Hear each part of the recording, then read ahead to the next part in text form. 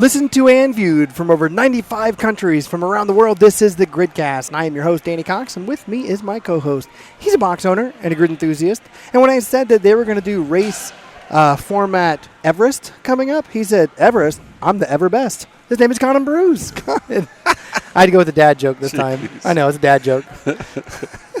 Hey, guys, follow us on YouTube, sign up for Twitter. All that stuff? Log on. You are so IT savvy, I swear to God. You just a big old genius. Log on to Twitters. All that good stuff. No, guys, really, follow us on social media. If you haven't subscribed to our YouTube channel, please do. Follow us on YouTube because we do throw up other things throughout the, especially in the off season. We do a lot of off-the-grid stuff, which is our stuff that's outside of the show. But just check us out on YouTube. Make sure you subscribe. That way you know when a new episode comes out. And, by the way, if you notice, we're in a brewery right down the street from our gym. Yep. It's called Old Ox Brewery. They have the legit. They got some great beer. Oh, they have some amazing beer. This is the Golden Ox. Tasty, their cheers. Oktoberfest just came out. And we're also doing our local gym here, our gym in Providence is doing the Providence Brew Mile. Yep. Beer mile. Where you chug a beer, run a quarter mile, chug a beer, run a quarter mile. It's an idiotic thing to do. But we, of course, are going to do it. And unfortunately, they're going to do it while we're in Anaheim. Right. And the reason why we're sucking these things down is because we just finished a 45-minute AMRAP called Painstorm. Thanks, Doug Chapman. Yeah, so he posted that up on social media, and we thought, hey, let's do that on Labor Day. Bad idea. Can barely stand right now. My legs are wiggling. What do we got going on today? So this whole show is going to be about the Boston versus DC matchup. I can't speak right now. Thank you, Doug Chapman. That's all because of you. So it is going to be the Everest format. That's what I was trying to think of. Everest format of the first round of the quarterfinals that are going to be in Anaheim, California. And then next week we will focus on San Francisco Fire and the Phoenix Rise. And we will be there live. Hell yeah, we will. For all those matches. Leaving Wednesday, so we're going to have 16th, exciting Periscope stuff. Make sure you're following us on Periscope. I'm counting down the days. Wednesday the 16th. Woo, I cannot wait. So on Quadrant 2, we have Mike Abgarian from the Boston Iron, and in Quadrant 3, we have Ingrid Kantola from the DC Brawlers. They both are going to trash talk and kind of flex a little bit and show what kind of athletes they are, and they're going to give us the reasons why they're going to win their matchups. It's going to be pretty awesome. So without further ado, let's go ahead and start the show. We love to lift, laugh, and improve. This is Björk Odinsdatter.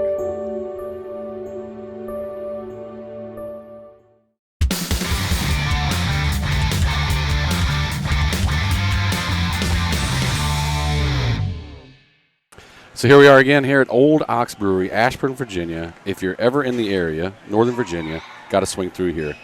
What is going on with Everest? Baltimore. I love you. DC Brawlers. DC Brawlers. Our other home team. And the Boston Iron. I've only had and one our of these, other home team. I've only had one of these beers. Yeah, only one, but this is 6% of goodness right here. Oh, my God. Old Ox Brewery in Ashburn, Virginia. Come check it out if you're in the area for sure. They are gracious hosts. So you're going to tell us who's going to win? Nope, that's going to be in Quadrant 4. You're going to have to tune in for Quadrant 4 to see who's going to win. All right. But I'm going to tell you about Everest and what's going to go on in this matchup. Big Mountain? Yeah, you know what?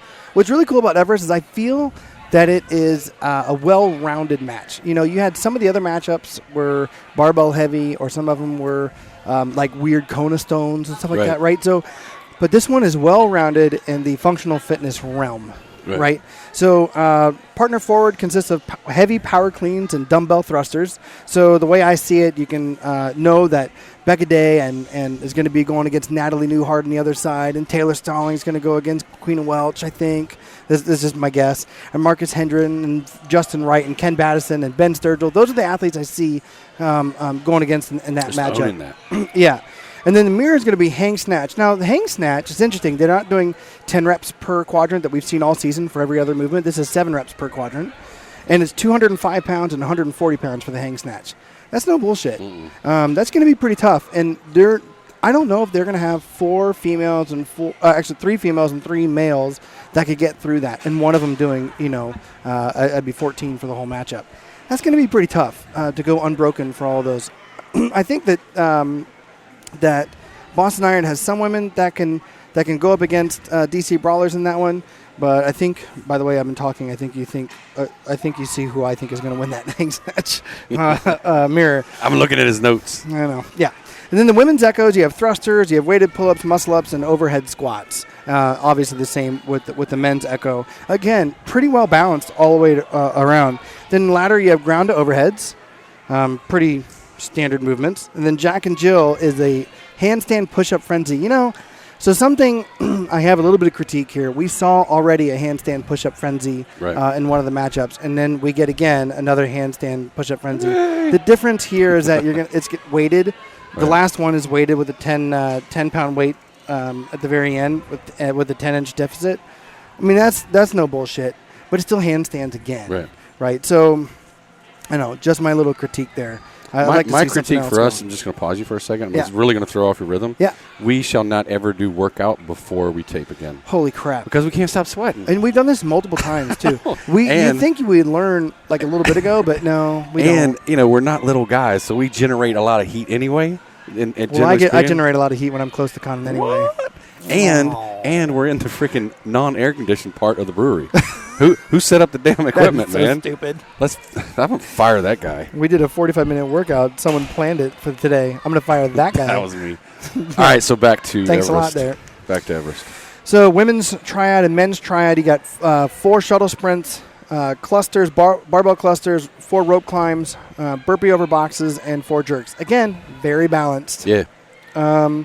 And then the race 11, you got snatches, rope climbs, weighted double unders. Weighted double unders. Now that's a new one for the season, right? You saw it last season, obviously, when they played Everest.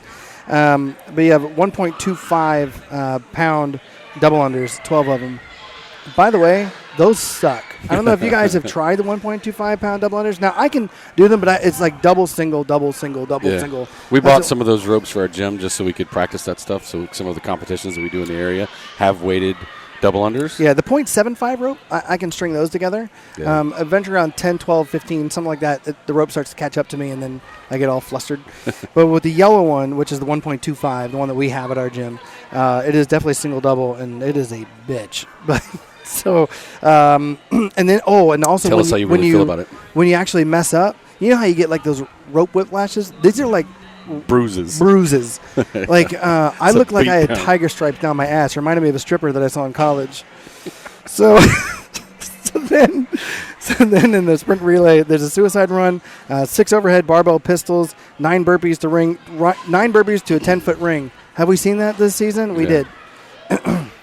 6 handstand push-ups with a 5-inch deficit, freestanding handstand push-ups this time, and 3 350-pound cleans at the very end. Now that's going to be fun. No BS. Yep.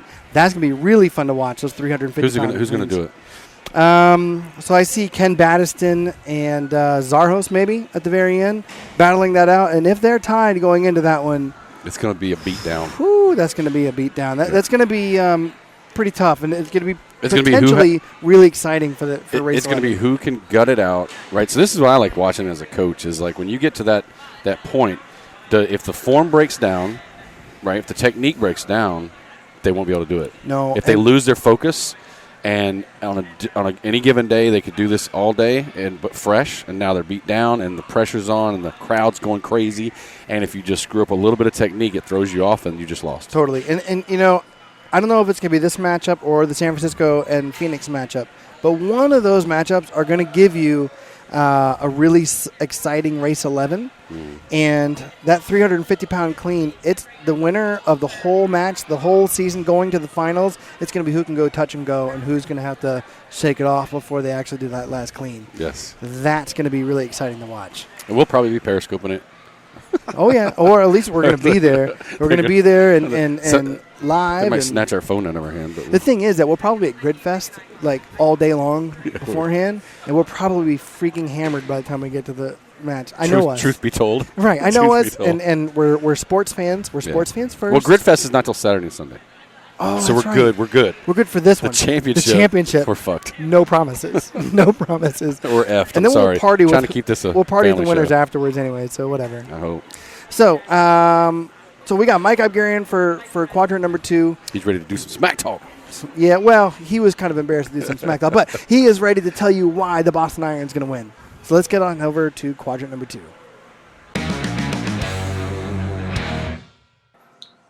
Hey guys, welcome to Quadrant 2. So we have Mike Abgarian with the Boston Iron with us today. And so he's going to talk about why he thinks Boston's going to do so well against his first match against the DC Brawlers in the Everest format. So Mike, thanks for joining us on the show, man. Oh, thanks for having me. Hey, so we are actually at Old Ox Brewery. You can kind of see the big old, I don't know what they're called, behind us. But I'm enjoying a brewski after being in the pain storm. It was a rough one. But anyway, so do you know the strategy yet for Boston? Have you guys talked about it yet? Me and Josh talk a lot on the phone. We'll say a couple times a day. We discuss some strategy. A couple times a day? He's like your girlfriend. He is. Molly's actually gets a little jealous, so. That's nice. Well, I'm going up to Boston tomorrow, so we can have all the face-to-face time we need. Yeah, so you're going to Boston tomorrow. Are you going to be training up there and trying to figure out the strategy other than what you've talked about on the phone going up to Everest? Yeah, I mean, we've done a lot of, like, testers, and I've actually run the race twice now since oh, wow. I mean, by myself, but, you know, obviously, but sticking to, like, the time domains, the rest periods, and sticking to exactly, you know, how a match would run. Okay. So I was looking at it, and, you know, there's heavy power cleans and thrusters in the power forward. You have a hang snatch that it's going to be difficult for some to go unbroken in the 7 reps per quadrant. What do you think are going to be the hard points for Boston? What do you think are going to be the successes for Boston in this match format? You know, again, I don't know, and we could speculate all we want about DC's, you know, guys and girls. We obviously know, you know, Taylor and Becca are just strong. Right. You know, so I feel like the really heavy hang snatches doesn't. I'm not saying that the hang cleans they're just so dominant at it. Right. You know, and they're so fast, but I think our girls can hang with them in this race. Okay. You know, they're just so fast at everything. But again, I think we have our girls that can keep up with them. I do too. Yeah. Yeah. And I think that your guys play a big strength for Boston. Yeah. I think that's going to be something that you guys can lean on a little bit in this race format.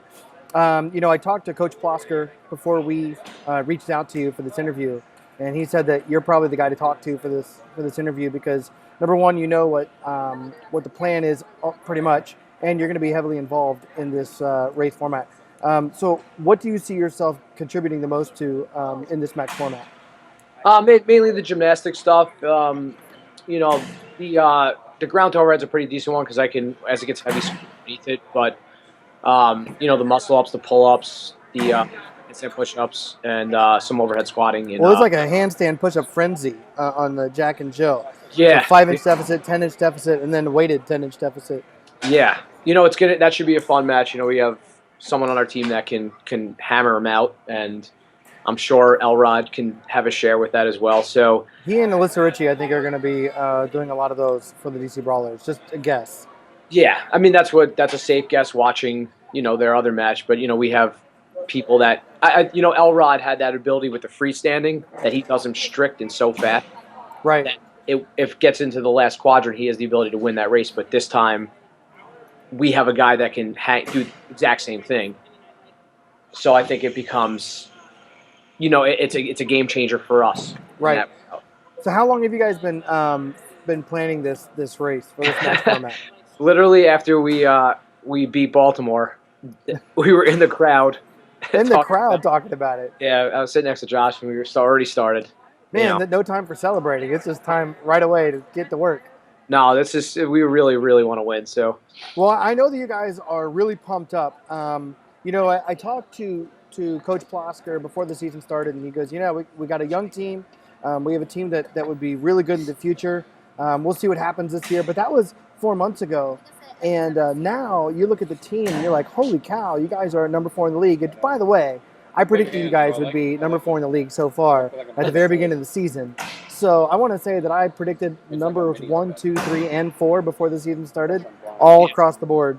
And so you guys are in the top 4, and I'm really excited for you guys. I think that you can give DC a lot of hell in this matchup. I see it actually pretty damn close. I'm not going to give away who I think is going to win this thing yet. That'll be at the end of the show. So right, guys fair. have to stay tuned for that one. But But yeah, I think you guys can really give them hell, especially because you have a lot of momentum going into this. The DC Brawlers themselves have been undefeated for 2 seasons now, except for if you count the preseason in the first year, right? But no one looks at that. It's a real season, real matches, and playoffs. DC Brawlers are undefeated right now, which I almost think that they can almost rest their laurels, and they can look at, the championship format, which is not a good idea to start looking at the championship format. I think you have to win the first one first. Yeah. You guys have so much momentum and excitement that I think you guys can really give them hell, and I'm pretty excited to see what happens. Yeah, I mean, I don't think, I know Justin, the collar, for a while now. He was the coach for Dynamics when, we were going head-to-head with them at regionals, and he knows his stuff, and, I don't think he's going to let them get too far ahead of themselves, before this match. He's definitely thinks we're coming we're coming hard, and I don't think he's going to overlook. Any players are out for Boston because of injury or anything like that? No, we got everyone. You had everyone? Yeah, we've had everyone all season besides Nat on the second match. Oh, nice. Yeah. That's great. Well, yeah. So how is Natalie Newhart now? Is she's good to go? Yeah, she's a tank, man. She's really good. She's awesome. All right, I'm excited then. All right, so what do you see as the score prediction? I'm putting you on the spot. What is your score prediction for the match format? I don't even know. Can I give me a few minutes for math? For math? Come on. Yeah, I got to think this one through. So how many points are you going to beat them by? I don't know. We're going to shut them out. No, I'm kidding. You're going to shut them out? No, I'm totally joking. I don't know, man. I think it could come down to the very last race, and we could have a Zardes versus Ken 350 clean. I could definitely see that happening in that last race, which will be really exciting to watch.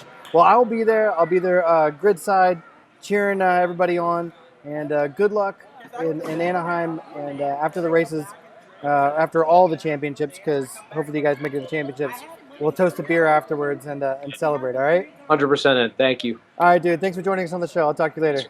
Appreciate it. All right, man. Bye. Bye.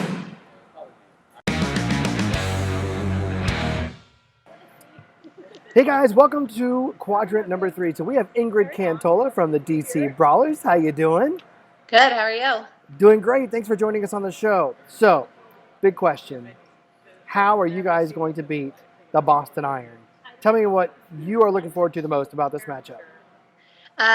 It's hard to say exactly one thing that I'm looking forward to the most. It's definitely nice that we get to do a match that we have done before.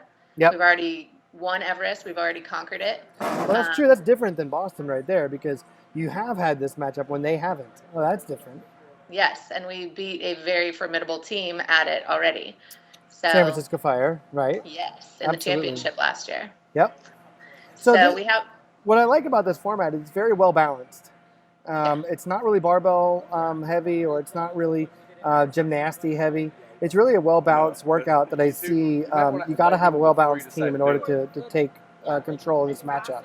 So tell me what gives DC the right to say we're going to be victorious in this one. Got to tell people a heads up. I think that it's pretty. Sorry about that. Obvious that we are so well-rounded in terms of having the strongest lifters and some of the best gymnasts, but we also fill in that middle ground with the utility players who can do a little bit of everything and really help out our specialists.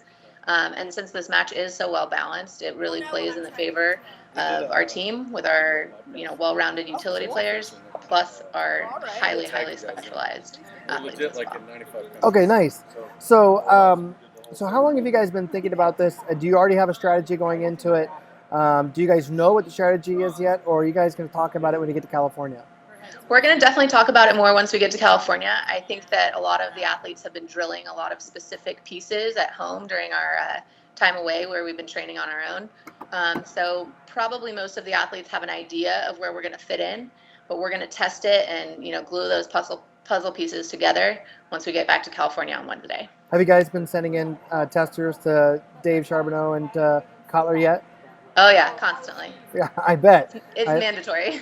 And you have to do do you retest the testers, or you just get one tester for each thing? Oh no, all the time. Yeah, it probably takes the average of all of them and says, okay, here's what it's going to be. Knowing Justin, so we talked to Justin last week for our Gridcast U, which is the only audio version of the show, audio version only show that we do. And he talked about how basically every day, for hours a day, he talks to Dave Charbonneau about what the strategy is going to be. That dude eats, sleeps, and drinks grid. He is constantly focused on grid. I've never seen anybody so focused than him. Does he like constantly bug you on the phone to all your friends? Are like, oh my God, is it Justin again or is it Dave again? No, they're not that bad. We have a group me that we keep each other updated on, and so the athletes take it under their own responsibility to send in our things and to communicate with our coaches so that the coaches don't have to hound us. But God bless his fiance Ashley, like she has put up with And she's much awesome in terms too. of grid season. Yeah. Yeah, I like her a lot. So, She's one of our so best fans. when are you guys, as the DC Brawlers, heading out to California for the Anaheim matches? We leave in approximately 48 hours. Holy cow! We get to Anaheim on Wednesday afternoon, and This so everybody Wednesday. will fly in. So you have a week and a half before the first match. Yeah, it Well, actually ends 8 up days being actually. 6 days of practice before the match, and that's not a lot of time. That's probably the least amount of time that we've had leading into 2 matches back to back. Pretty much is what the plan is. And so, well, hopefully 2 matches back to back, right? Let's cross fingers and say 2 matches back to back. Right, got to get through Everest first. Exactly. Yeah. So yeah, we're actually heading up there on Wednesday. Can't wait to see everyone there. I'm sure Wednesday is going to be more of a light day for you guys, since I think you guys are first up on Thursday, right? Or are you guys on Friday? We're on the Friday. 17th, which is the second day. The second day. Right. So I think it ends up being Thursday, right? Because the 18th, 19th, 20th would be Sunday. Yeah. Yep. Yeah. So we're the Thursday match. Okay. Nice. So where do you see your role for this matchup for DC against Boston? I play some really specific pieces in this role or in this match. At least that's the plan so far. Rope climbs are kind of my thing. Yep. I'm gonna be doing quite a few of those. That's a given. So are you going to be doing the legless or are you going to be doing the regular rope climbs? Definitely some regular, and we're still deciding on who's going to be doing our legless at the end. So that hasn't been fully established yet. Okay. Do you guys at least know who's going to be in the first, let's say 7, and then who's going to come in race 8? Because I would assume they're going to put some gymnastic people in there. I'm sure the coaches know. Yeah, the coaches probably have it all figured out already. I'm personally, I don't know who's doing each quadrant yet. That's the kind of thing that we'll nail down when we're in person and get all the paperwork filed for that. Okay. So I see personally when I look at the matchup and I'm putting the analyst hat on, I see your women as a dominant force for the DC Brawlers. They've always been known as the dominant force in grid. So I think that the women are pretty much going to take pretty good control. I know that Boston keeps surprising me, though. They have Whitney Gallin and Lindy Barber and Queen Welch. And right now the 40-plus athlete is escaping my head right now. But she's extremely strong. They keep surprising me week after week after week. So do you think that the women for the DC Brawlers are going to be more of a dominant force this week, just like they have been every week? Or do you think that it's going to be pretty tough against these Boston women? As a female squad together, we have a really solid mindset that we don't lose races. Anytime that we've lost a race this season, it's been a huge disappointment for us. So we definitely plan to be as dominant as we ever have. We do not lie down for anybody on the women's side. Like, there is no question that we plan to win every single women's race again. Absolutely. Right. So then on the male side, I've been known to be hard on the DC men this season. And that's hard for me to say because I'm a big fan of DC Brawlers, and I think the men are really good. And I think DC Brawlers, I think you guys have a really good chance of winning the whole thing yet again, right? And so every team, though, has room for improvement. If I'm going to be really, really picky, I've said the men before, and I know that also Kotler has used that as a what's it called? When he put something on a board and said, Danny said you guys are going to lose on this, to the guys, and said, go send an FU to Danny. Right, so I've said that before, but I do see the women playing a huge role for DC Brawlers against the Boston Iron. And I think that if you guys pull it out, it's going to be because of your women once again. Right. Well, thank you. The women appreciate that, and the men definitely use that as motivation for sure. And I love those guys, right? Like, and I Yeah. think they're better than most of the teams out there, right? So I'm not trying to trash talk them. I just think that if you're going to talk about the good part of the DC Brawlers, it's going to be the females. Yeah, and we've run numbers with the guys, and they know that they're, not necessarily winning most of the races, even when we're putting times up against, matches. Times from other matches, basically. Right.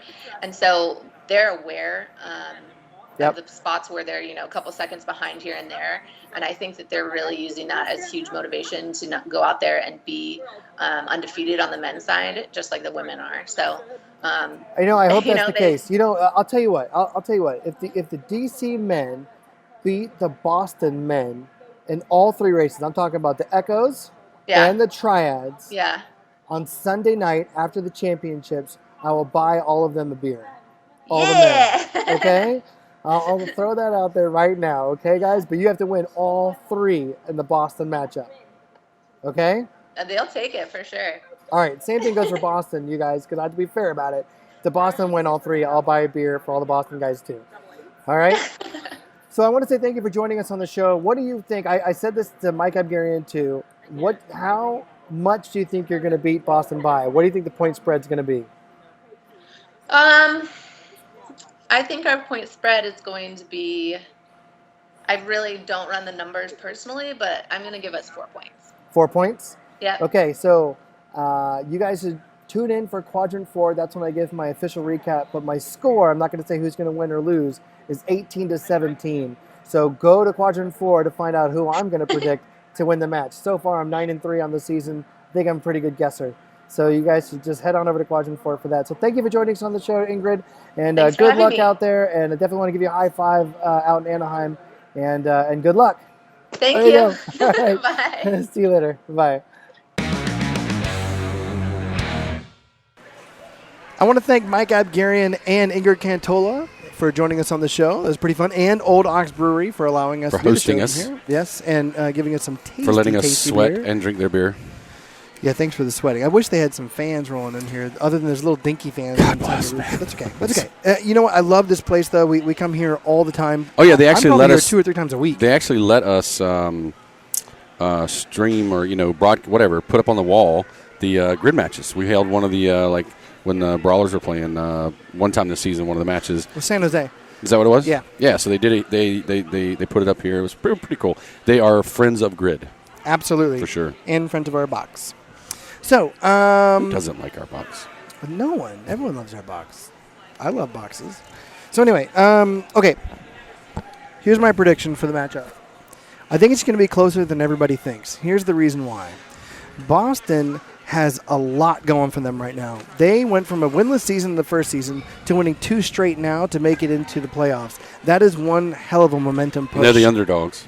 They are the underdogs, and they know it. Mm-hmm. And that gives you just a little bit more fire than you typically would, right? Now, the DC Brawlers, as I know, and I'm not going to tell you guys how I know this, but they're already looking at the finals match. How do you know this? I don't know. Because he's dating. So they're already looking at the finals match, in which I think they're overlooking. Don't write Boston off. You cannot write Boston off. Yeah, don't write them off. I wouldn't imagine that the coaching staff is writing them off. I wouldn't. They're smart guys. DC. Yeah. I could see some athletes particularly that have never lost a match. Absolutely. Never lost a match. Yep.